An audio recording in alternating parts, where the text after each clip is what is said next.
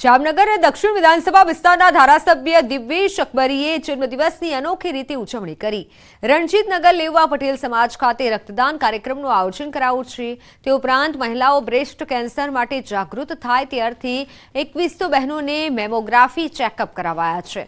ધારાસભ્યના જન્મદિવસની અનોખી ઉજવણીને આ કાર્યક્રમમાં કૃષિ મંત્રી રાઘવજી પટેલ, કેબિનેટ મંત્રી મુળુભાઈ બેરા, સાંસદ પૂનમબેન માડમ, એમએલએ રીવાબા જાડેજા પણ ઉપસ્થિત રહ્યા હતા। અને આ ઉપરાંત સ્ટેન્ડિંગ કમિટી ચેરમેન સહિતના અગ્રણીઓએ પણ કાર્યક્રમમાં હાજરી આપી હતી। કાર્યક્રમમાં ઉપસ્થિત મહાનુભાવોએ કુપોષિત બાળકોને દત્તક લીધા હતા। જન્મદિવસની ઉજવણીના આ કાર્યક્રમમાં કાર સેવકોને સન્માનિત કરાયા હતા તથા અયોધ્યાથી આવેલા અક્ષત કળશનું પૂજન પણ કરાયું હતું। આજે ઉત્તરાયણનો પવિત્ર તહેવાર છે ત્યારે જામનગરના ધારાસભ્ય દિવ્યેશ અકબરીનો જન્મદિવસ પણ છે ત્યારે ધારાસભ્યએ પોતાના જન્મદિવસની અનોખી ઉજવણી કરી છે। સેવા કાર્યોથી તેઓ ઉજવણી કરી રહ્યા છે। હાલ જે પ્રકારે આપ દ્રશ્યો જોઈ રહ્યા છો, પટેલ સમાજ ખાતે સવારથી જ રક્તદાતાઓ મોટી સંખ્યામાં ઉમટી રહ્યા છે અને રક્તદાન કેમ્પ પણ યોજાઈ રહ્યો છે। આપણી સાથે ધારાસભ્ય પણ અહીં છે, જોઈ શકો છો। શુભેચ્છકો એમને શુભેચ્છાઓ આપી રહ્યા છે, એની સાથે સીધી વાત કરીશું। શું કહેશો દિવ્યેશભાઈ, આજ જન્મદિવસ ને ઉત્તરાયણનો પવિત્ર તહેવાર બંનેનો શુભ સમન્વય અને કેવી ઉજવણી?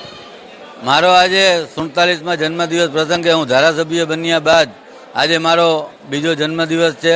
પહેલા જન્મદિવસની અંદર સેવા પ્રકલ્પમાં મેં મારી વિધાનસભામાં આવતા સંપૂર્ણ કુપોષિત બાળકો છે તેને સુપોષિત કરવા માટેનો અર્થાત પ્રયત્ન કર્યો અને એના પરિણામ સ્વરૂપે મને 1 વર્ષની અંદર 386 બાળકોને મેં સુપોષિત મારા તરફથી કર્યા। એ જ રીતે આ વર્ષે પણ નવા કે મારી વિધાનસભામાં કોઈ પણ કુપોષિત બાળકો હોય તેને દત્તક લેવાનો પ્રયાસ।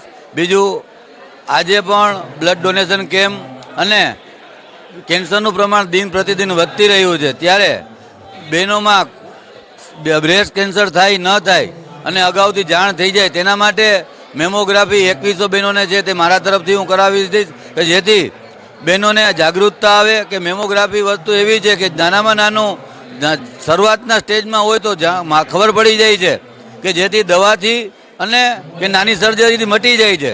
નકર બહેનોને છે 4થા કે 5મા સ્ટેજમાં ખ્યાલ આવે છે, અમુક બહેનો પણ જાન પણ ગુમાવે છે। એટલે એના અનુસંધાને આ 5 તારીખથી મેમોગ્રાફી મેં ચાલુ કરાવેલ છે।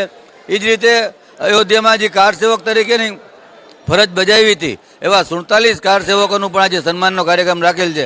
એમાં જ વિવિધ 4 કાર્યક્રમો રાખેલ છે અને બ્લડ ડોનેશન કેમ્પમાં પણ અત્યારે સારો માહોલ છે। એટલે એ જ રીતે મારા જન્મદિવસની ઉજવણી કરી રહ્યો છું। સેવા કાર્યોથી જન્મદિવસની ઉજવણી કરવામાં આવી રહી છે। સવારથી જ અહીં મોટી સંખ્યામાં રક્તદાતાઓ પણ ઉમટી રહ્યા છે। રાજકીય નેતાઓ ઉપરાંત તેમના શુભેચ્છકો દ્વારા શુભેચ્છાનો ધોધ પણ ભરી રહ્યો છે ત્યારે ઉત્તરાયણના પર્વ નિમિત્તે દિવ્યેશ અકબરી પોતાના જન્મદિવસની સેવા પ્રકલ્પોથી ઉજવણી કરી રહ્યા છે। કિંજલ કારસરિયા, ન્યૂઝ 18 ગુજરાતી, જામનગર। વડોદરા મેયર પિંકીબેન સોનીએ કરી ઉત્તરાયણની ઉજવણી। પોતાના પરિવાર સાથે પતંગ ચગાવી પિંકીબેને ઉજવણી કરી છે। ગરબાના તાલે પિંકીબેન ઝૂમ્યા હતા। ધાબા પર ઊંધિયું, જલેબી, ચીકીની પણ લિજ્જત માણી હતી। મેયર પિંકીબેન સાથે તેમના પતિ પણ ગરબે ઘૂમ્યા।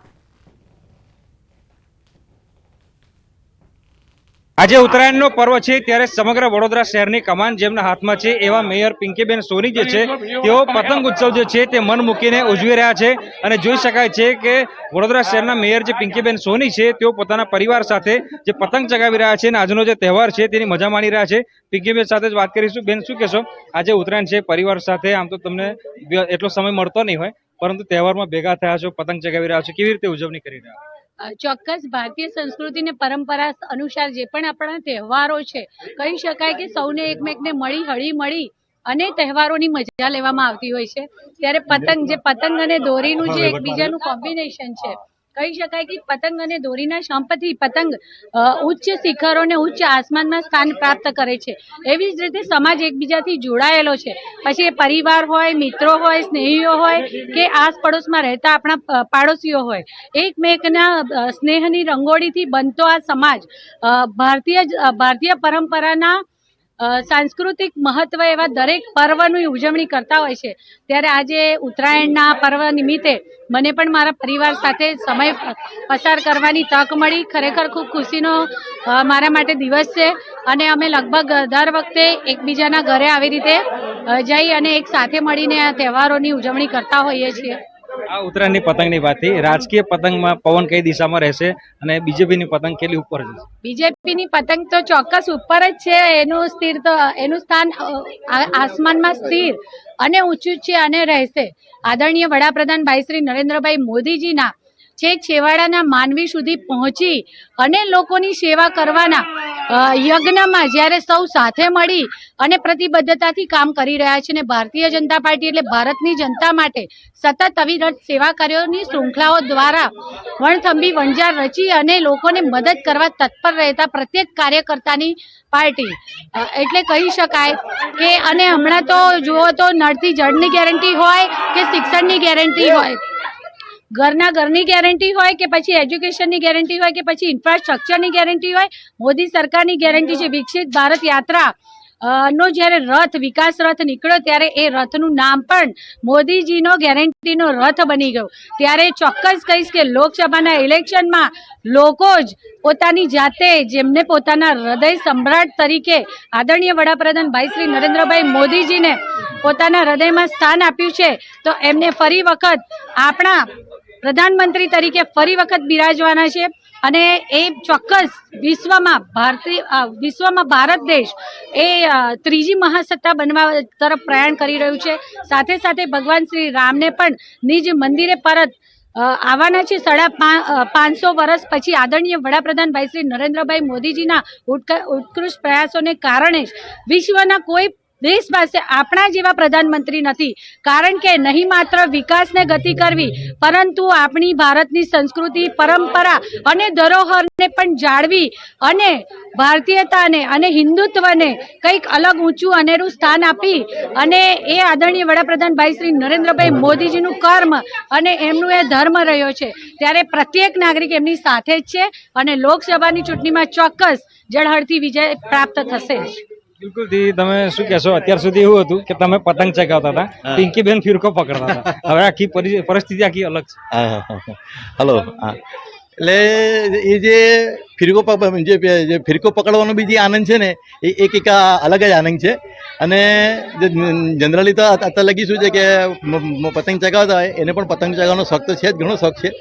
અને અમે તો સિટીમાં રહેલા જે વર્ષોથી એટલે પતંગનો ઘણો બધો શોખ છે.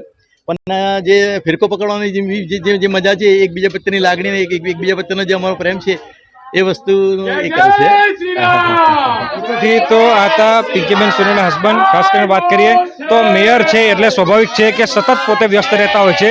ત્યારે તહેવાર ટાણે જે એવો અવસર આવતો હોય છે કે પરિવાર સાથે જે છે તહેવારની ઉજવણી કરી શકાય. ત્યારે વડોદરા શહેરના જે મેયર છે પિંકીબેન સોની, તેઓ આજની જે ઉત્તરાયણ છે તે પોતાના પરિવાર સાથે મનાવી રહ્યા છે. હાર્દિક દીક્ષિત, ન્યૂઝ 18 ગુજરાતી, વડોદરા. તો હાલ સમાચારોમાં સમય થયો છે વિરામનો.